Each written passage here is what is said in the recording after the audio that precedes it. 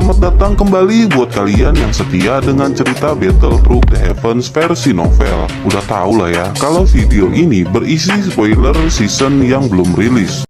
Ilustrasi dalam video ini gak akan sama dengan ceritanya. Xiaoyan segera mengeluarkan gulungan dari cincin penyimpanan dan menunjukkannya. Medusa pun menghampiri dan melihat lebih dekat hingga akhirnya ia menemukan tulisan kuno di gulungan tersebut.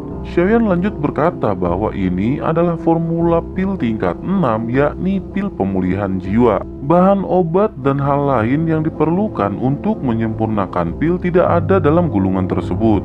Xiaoyan berkata jika Medusa setuju maka ia akan menyempurnakan pil tersebut di waktu yang akan mendatang. Medusa dengan ekspresi yang masih dingin bertanya apakah permintaan Xiaoyan sebagai bahan pertukaran. Xiaoyan tersenyum dan berkata bahwa Medusa harus tetap berada di sisinya selama 1 tahun dan tidak boleh memiliki niat membunuh terhadap Xiaoyan. Jika Xiaoyan meminta bantuan maka Medusa tidak boleh menolak permintaan tersebut. Setelah 1 tahun maka Xiaoyan akan membantu untuk menyempurnakan pil tersebut dan pada saat itu Medusa diperbolehkan untuk melakukan apapun kepada Xiaoyan. Medusa seperti mengalami perang batin antara mau dan tidak mau. Kemudian Xiaoyan berkata dengan pil tersebut maka Medusa akan sepenuhnya menjadi Ratu Medusa yang murni. Ia takkan Xiaoyan ketika 1 tahun telah berlalu. Sementara Xiaoyan tersenyum kemudian berkata untuk 1 tahun ke depan sepertinya mereka akan menjadi teman. Medusa langsung membalas bahwa tidak ada kata teman di antara mereka melainkan informasi di dalam benaknya. Xiaoyan pun segera membaca semua informasi yang ia dapat hingga akhirnya Xiaoyan membuka mata.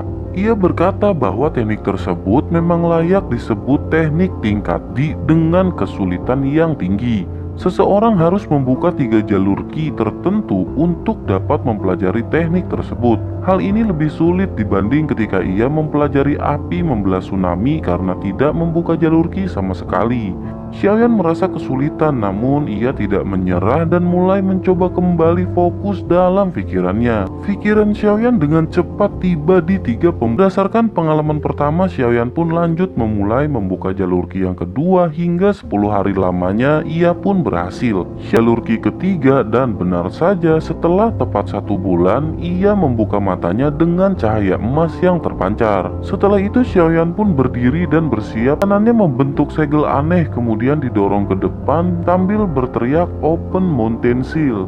Seketika cahaya emas melesat dari telapak tangan Xiaoyan, namun tak lama cahaya itu pun menghilang. Xiaoyan terkejut karena konsumsi dari teknik tersebut menguras banyak dokinya. Setelah itu Xiaoyan pun kembali duduk bersila dan bersandar lalu beristirahat sejenak sambil memikirkan cara menguasai teknik tersebut. Singkat cerita, 5 hari Xiaoyan melatih teknik Open Mountain Seal namun masih belum dapat menguasainya. Xiaoyan harus menstabilkan sirkulasi doki dalam tubuhnya bersamaan dengan segel tangan yang mendorong.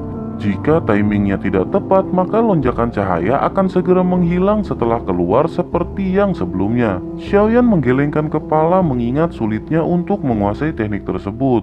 Wajar saja diperlukan tingkat doang untuk mempelajarinya karena membutuhkan penyerapan energi alam yang besar. Walaupun dengan energi yang besar, Xiaoyan masih belum mampu untuk menguasainya. Menyadari setelah ia pergi dari Jiama, kekuatan Yunsan pasti telah meningkat. Xiaoyan yang dipenuhi dengan rasa kesal kemudian berdiri dan tangannya membentuk segel bersamaan dengan doki yang melonjak sekali lagi mempraktekkan teknik Open Mountain Seal.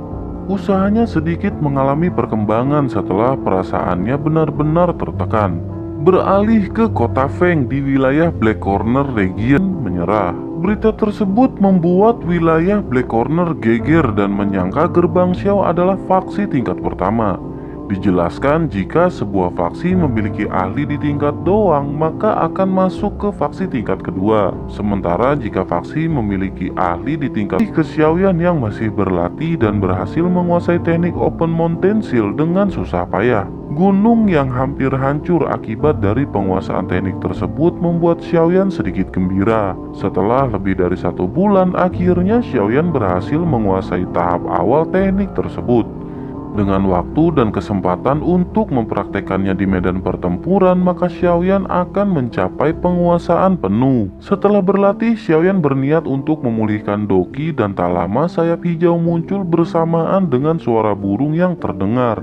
Xiaoyan pun mengangkat kepala dan mengarahkan tangan yang menimbulkan daya hisap menarik si burung. Xiaoyan mengambil tabung bambu yang berisi kertas kemudian membacanya. Ia terdiam sebelum akhirnya kertas menjadi abu dibakar api surgawi.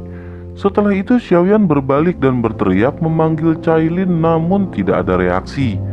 Akhirnya setelah beberapa lama Xiaoyan kembali berteriak menyebut nama Medusa, barulah kilatan 7 warna melesat ke arah Xiaoyan. Ia lanjut menjelaskan bahwa ada beberapa permasalahan di Black Corner dan mengajak Medusa untuk segera pergi. Tiba-tiba Medusa berkata sebaiknya Xiaoyan melupakan perjanjian di mana Medusa akan melindunginya. Mendengar hal itu Xiaoyan berkata bahwa Medusa takkan mendapat pil jika Xiaoyan mati. Bersamaan dengan perkataan tersebut, sayap ungu mengepak dan Xiaoyan segera pergi ke Black Corner Region.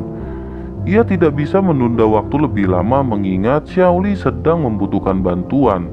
Melihat hal itu, Medusa mengepalkan tangan merasa kesal hingga akhirnya ia pun terpaksa pergi.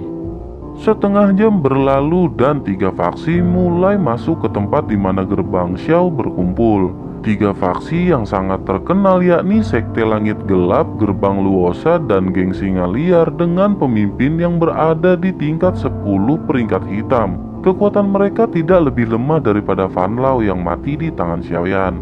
3 faksi besar ini bahkan pernah menolak bergabung dengan aliansi hitam dan membuat Han Feng marah. Namun Han Feng tidak dapat bertindak mengingat kekuatan dari ketiganya.